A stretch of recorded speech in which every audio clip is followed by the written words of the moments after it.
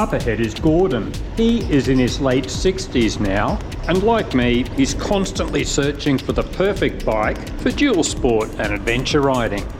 His most recent choices are DR650, KTM 690, KTM 390, Husqvarna 701, and now a Husqvarna 501. Gordon's health issues have put a real focus on lightweight nowadays. And the lightweight is evidently agreeing with him. He is just cruising along this track, and I find myself wrestling the DR650's weight, trying to keep up with him.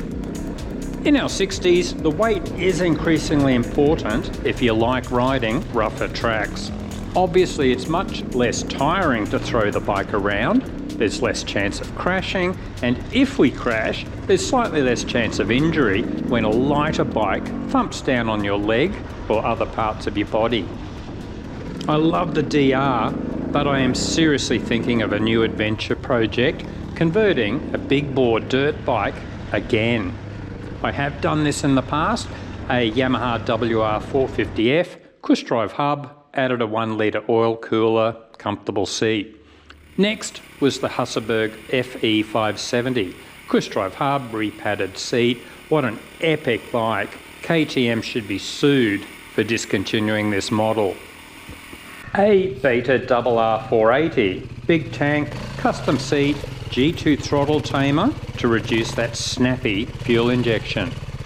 As the tracks got rougher, these bikes were incredible to ride, but they completely sucked for road riding. If you spend a lot of time on bitumen, there is simply too much compromise involved. So let's start with all the good points of adventurising a big bore enduro bike. Lightweight, great power, lots of suspension, brilliant in gnarly terrain. What sucks? Road riding is usually terrible for lots of reasons. No windscreen, the lightweight and steering geometry create instability at speed, the throttle response is often too snappy for comfortable road riding, the lack of a cush drive hub just makes this worse. In some cases you'll have a narrow range gearbox, which sucks for dual sport and adventure riding. There's usually lots of engine noise and more vibration. You pay for all that engine performance with higher maintenance. The short stroke engines with small piston skirts mean you really shouldn't ride these bikes at low revs, or you can dramatically increase piston wear. Oil capacity is usually quite small. Who wants to do an oil change every 2 days on, say, a 2-week adventure ride? The tall seat height can be awkward for a lot of shorter riders. Working out a luggage system is difficult, and most of these enduro models have weak subframes. The fuel tanks are usually incredibly small, the road equipment usually poor quality, crap headlights, tiny indicators, ineffective horn. The hard, narrow seats will see you standing a lot. No pillion passengers, of course.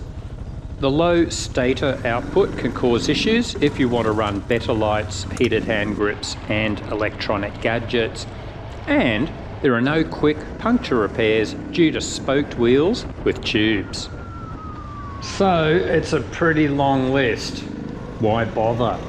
If you really focus on off-road riding, a lot of these issues won't bother you, and you really need to weigh up the costs and benefits. There are definitely mods and aftermarket parts that make a big difference.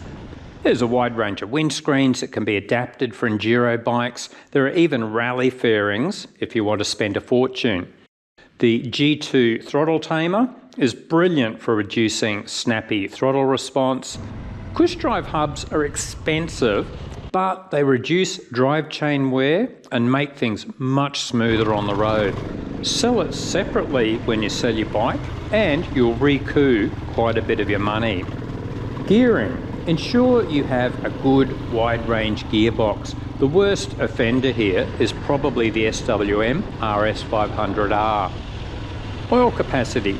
Choose a bike with at least 1.5 litres oil capacity if possible. Some examples, the WR450F sucks with only 800 ml. A KTM 500 EXCF has 1.5 litres. The SWM RS 500R has a respectable 1.7 litres. Sometimes you can slightly increase oil capacity by adding an oil cooler and a larger clutch cover. If you hate oil changes, avoid the Beta RS 500, which has separate engine and transmission oils. If you are tall, you can modify existing seats with a wider block of foam and just staple a vinyl cover on. In some cases there will be aftermarket seats, but they are bloody expensive. Do you hate puncture repairs? Fit the tubeless system and just plug any punctures in 2 minutes. Awesome product, but expensive. I have it on all my bikes. Luggage? Personally, I think you are crazy if you put lots of weight on the back of an enduro bike. The handling will be terrible. There are lots of systems for getting the weight fairly low and central, and it doesn't have to be expensive. I spent $50 on 2 drive bags and just used octopus straps on my FE 570. So your budget can blow out in no time. Say you buy a brand new enduro model, then spend another $4,000 on various modifications. Ouch. But the good news is the range of budget models available.